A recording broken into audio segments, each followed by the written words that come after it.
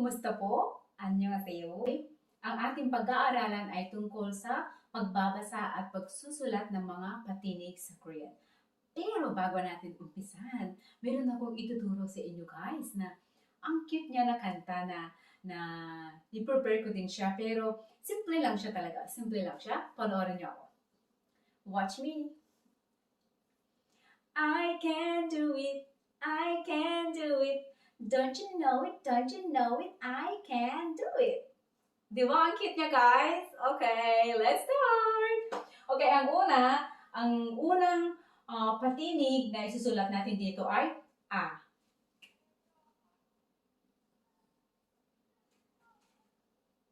Ya. O. Yo. O. Okay, next. Yo. U. Yu. I. Okay, basahin muna natin lahat guys bago natin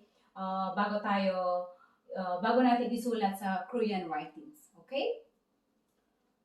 Handa na ba kayo? 준비 됐나요? Okay, let's start. Oh my God, sorry. Sorry guys. Okay. A. Okay, one more time. Let's read together. Basahin natin lahat. A, ya, o, yo, yo, yu, i. Okay, one more time. Minsan pa, okay? Isa pa. Isa pa. A, ya, o, yo, yo, yu, i. Ang pinakamahirap na i-pronounce sa Korean na sa patinig sa Korean ay itong part na ito, itong ganyan. Kailangan kasi yung bibig mo, kailangan ganun mo siya para ma-pronounce mo siya ng maayos. Ganyan. Unye, ganyan. Unye, ganyan.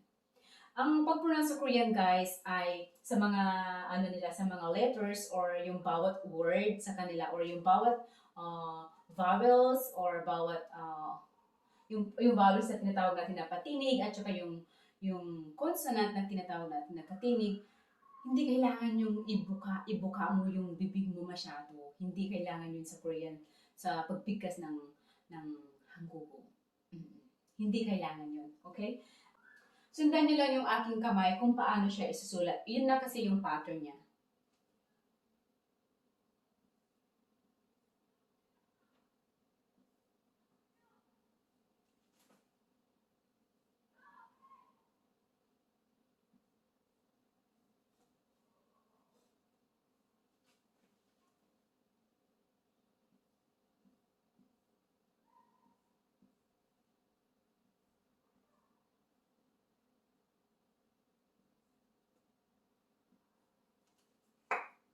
Ayan, nasundan niyo ba siya guys? Okay, basahin natin ulit. A, ya, o, yo, yu, i.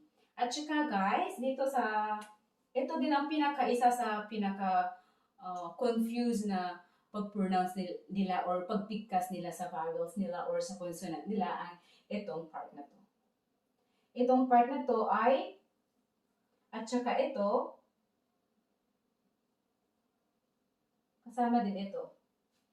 So, dito sa O at saka yo, ibuka mo lang yung bibig mo ng hindi masyadong buka. Hindi siya masyadong bukas. Kailangan mo lang bigkasin na O, yo. Ganyan. Itong part. Pero ito at saka ito, bigkasin mo siya ng medyo buka, yung talaga yung medyo bukas mo lang yung bunganga mo ng ganito. O, yo. Ganyan. Nasundan niyo ba? Okay, sana nasundan niyo. Okay, salamat guys at sana guys meron kayong natutunan sa ating pagtuturo ngayon sa ating pag-aaral ngayon about sa pagbabasa at pagsusulat ng mga patinig sa Korean language.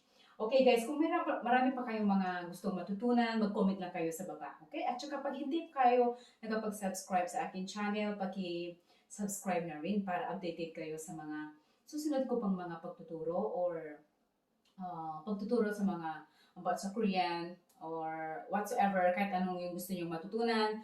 Basta mag-comment kayo sa baba para alam ko kung ano yung gagawin ko na video para sa inyo. At para alam ko kung ano yung kailangan nyo din. Oo. Paki-subscribe, like, and comment below guys para alam ko ang gagawin ko. Para alam ko kung anong tutulong ko sa inyo. Okay? Maraming salamat sa panonood. Maraming salamat. Kamsahamnida. See you next time. 또 만나요.